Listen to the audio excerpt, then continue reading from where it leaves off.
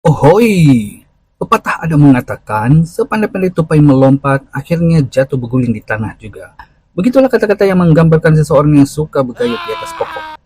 Ataupun ia boleh juga menggambarkan sebuah klub yang berada lama di atas puncak tetapi jatuh gedebuk juga di akhir musim. Haha, janganlah marah geng. Saja gurau-gurau. Oke geng, sebenarnya saya mau kasih tahu kamu nih satu cerita. Lebih kurang macam tuh pepatah lah tadi. Kalau kamu mau tahu, mari saya cerita.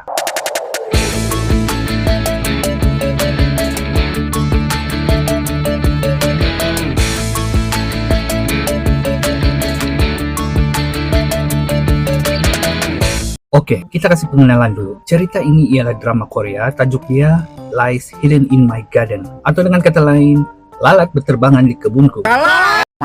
Drama ini ada 8 episode saja. Jadi kalau kamu tengok satu hari satu episode, dalam masa 1 minggu kamu boleh kasih habis sudah. Tapi ada tuh kan, kalau melingkup drama Korea, 1 hari saja sudah habis semua. Kamu itu kan. Oke, balik cerita tadi. Drama ini boleh dikatakan cerita tentang 2 family yang berbeza. Tapi ujung-ujung dia orang berjumpa juga nanti. Tapi sebelum itu, saya mau bagi tahu awal-awal, video ini ada spoiler. Jadi kalau kamu yang belum tengok drama ini dan tidak suka dengan spoiler, kasih pause dulu video ini, pergi tengok dulu drama dia. Tapi kalau kamu malas mau tengok drama panjang-panjang, oke ngam. Kamu tengok jadi video sampai habis. Oke, sambung lagi. Drama ini mengisahkan tentang seorang wanita, nama dia si Munjuran. Suami dia seorang dokter merangkap pengarah di sebuah klinik swasta. Nama dia Dr. Park Jae-ho. Oi! Diorang dua ini ada satu anak lelaki nama dia Sung Jae. Biasa kalau kamu tengok drama anak-anak orang kaya, mesti kamu ingat anak dia ini handsome opa-opa kan? Tapi kamu silap. Rupa anak dia biasa saja. Macam budak-budak yang selalu pergi cari biji getah ataupun geng main lumpur di tepasan. Oke, kita cerita dulu pasal ini family. Diorang ini baru berpindah di satu kawasan perumahan. Kira orang kaya lah macam tuh. Sebab rumah dia pun besar, sama kawasan rumah diorang ini luas dan cantik. Diorang pindah sana pun gara-gara si Munjuran ini lah. Dia bukan juga ada penyakit, tapi dia ada satu kisah silam yang menjadikan dia macam stres atau kemurungan macam tuh. Cerita dia mau pergi melawat kakak dia. Bila dia masuk jadi dalam rumah, dia terhidup ada satu bau yang busuk.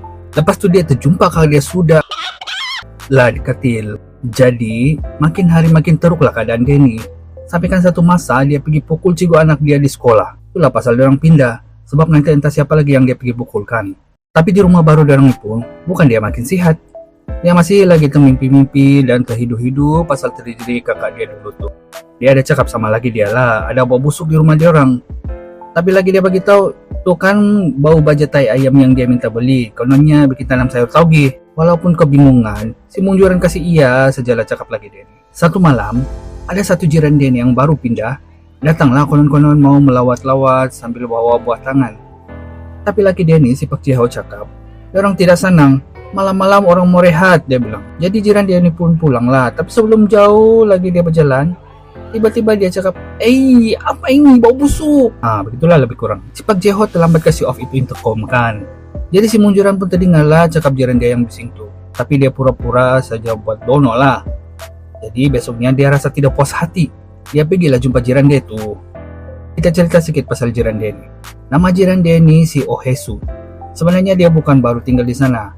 Si Oh Hae-soo ini sudah pernah tinggal di sana 6 tahun yang lalu. Masa itu ada kejadian juga. Dia ini pula terjumpa lagi dia yang sudah dalam rumah. Ini drama nih pasal jumpa-jumpa orang saja kah? Jadi, jiran-jiran yang lain bergosip-gosip lah pasal si Oh Hae-soo nih. Konon-konon dia bunuh laki dia sendiri. Sebab polis jumpa dia pun sama laki dia yang sudah membusuk. Yang tuh dia tahan pula. Yang bau busuk di rumah si Munjuran bising pula dia. Oke, balik cerita si Munjuran tadi. Dia ni rasa tidak puas hati lah pasal takkan dia satu orang saja yang terhidup bau busuk kan. Si Oh Hae-soo ni pun tiba-tiba cakap ada bau busuk di rumah si Munjuran. Si Munjuran cakap, esbok dia orang rosak jadi daging yang dia orang simpan berbau sudahlah. Tapi si Oh Hae-soo cakap, tu bau busuk bukan dari dalam rumah, tapi di luar rumah. Macam yang dekat sana pokok yang banyak-banyak mangkuk tu, dia bilang.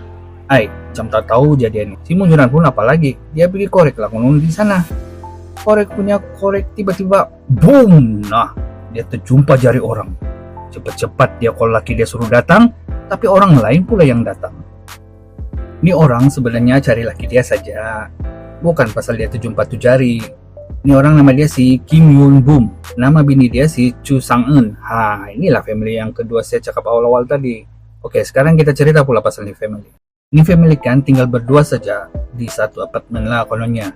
Diorang tiada anak tapi incoming sebab bini dia si Chu Sang-eun sedang pergi. Tapi si Kim Yoon Bom nih kan masalah betul. Dia ini suka betul pukul bini dia. Bini dia masak pun dia marah, bini dia mengemas pun dia marah, bini dia pergi beli barang pun dia marah. Entah pasal apa lah dia suka betul emo-emo ndak tentu pasal. Jiran-jiran diorang atas bawah kiri kanan pun berdono saja. Kalau kamu tuh jumpa lah situasi macam nih, apa yang kamu buat? Coba komen di bawah. Oke, sambung lagi. Nasib baiklah watak dia ini sampai episode 2 saja. Kalau tidak, mungkin kita akan jumpa lagi orang dalam rumah kan. Satu hari, dorang dua nih mau pergi melawat rumah mama si Chu Sang-eun lah kononnya. Tapi dalam perjalanan, dorang singgah sekejap di rumah si Munjuran tuh. Masa nih lah first time si Chu Sang-eun sama si Munjuran berjumpa. Lepas tuh si Chu Sang-eun ternapak skaf diorang sama. Ada skandal ke apa lagi dia nih? Time lagi dia pergi jumpa si Munjuran, si Chu Sang-eun ternapaklah satu phone di dalam kereta. Nah, berapa banyaklah skandal laki dia ini. Mungkin pasal itulah dia suka pukul bini dia. Sebenarnya tujuan si Kim Yoon Bom pergi rumah si Munjuran sebab dia mau jumpa si Park Jae-ho. Dia kononnya mau bawa si Park Jae-ho pergi memancing di kolam pancing Haji Amin. Tapi si Park Jae-ho kan pergi kerja, jadi dia pesan jalan sama si Munjuran. Lepas tuh, diorang pun pulang lah pergi rumah mama si Chu Sang-eun. Sampai di rumah mama si Chu Sang-eun, laki dia tidak ikut. Mungkin dia tidak sabar mau strike kan, jadi dia terus pergi kolam lah kononnya. Sekalinya besok pagi, polis tiba-tiba datang cari si Chu Sang-eun. Tahu-tahu dia orang jumpa si Kim Yoon Bom sana kolam ikan. Jumpa orang sajalah kan ini drama. Lepas dia polis pergi tahu yang laki dia sudah berhabis dia makan macam orang yang baru berbuka puasa. Biasanya orang sedih kan, tapi dia macam enjoy pula. Yalah, mungkin pasal dia selalu kena pukul-pukul kan, jadi dia rasa lega lah kali. Tiada sudah yang mau pukul-pukul dia. Lepas tu dia teringat pasal phone pink yang dia jumpa dalam kereta dulu. Time dia santai-santai cek tu phone, dia nampak macam ada gambar si Park Jae-ho.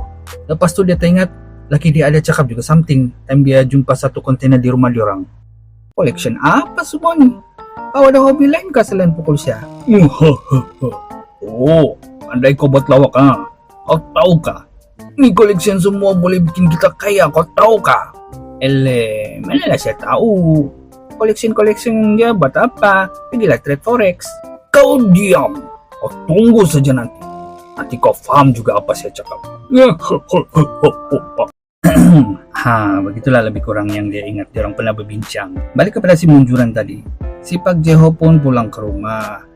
Si Munjuran beritahulah pasal Kim Yoon Bom pergi bawa memancing ikan sama benda yang dia jumpa di belakang rumah derang. Sekali si Park Jae-ho pergi tengok, tahu-tahu gloves je pula. Mungkin dulu tu rumah ada budak-budak yang suka main tanam-tanam tangan, sarung tangan. Tapi si Munjuran ni dia mula suspicious sama laki dia time dia orang pergi melawat si Chu Sang-eun, time kebumian laki dia itu. Si Chu Sang-eun ni bagi tahu si Munjuran si Park Jae-ho yang bunuh laki dia. Takkan pasal tidak dapat ikan je sampai mau berbunuhan. Lepas tu, time dia mau cek CCTV kereta diorang, datang laki dia. Jadi dia pura-pura lah hilang anting-anting. Besoknya, laki dia beritahu dia jumpa sudah anting-anting dia. Padahal dia tembirang dia mula-mula kan. Sebelum itu pun, dia ada terjumpa kasut laki dia berlumpur sama kereta diorang kotor macam baru masuk hutan. Suspicious lagi lah dia sama laki dia ni. Satu hari, dia pergi rumah si Chu Sang-eun mau kasih confirmation lah pasal apa yang dia tuduh-tuduh tu. Bincang punya bincang, tiba-tiba laki si Munjuran pula call to phone ping. Nah, makin bertambah lah suspicious dia sama laki dia.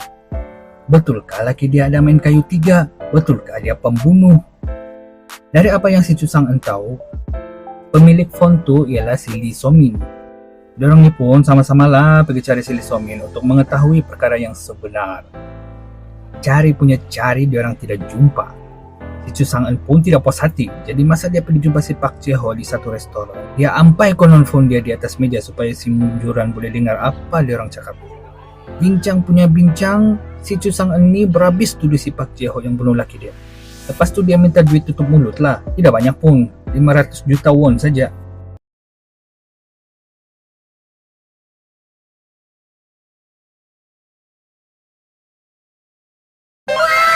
Si Park Jae-ho tidak mau bagi, tapi dia tuduh pula si Chu Sang-eun yang bunuh laki dia sendiri. Tapi bila si Chu Sang-eun kasih tengok satu gambar, dia sanggup pula bagi 300 juta won. Si Munjuran pula makin bingung mendengar.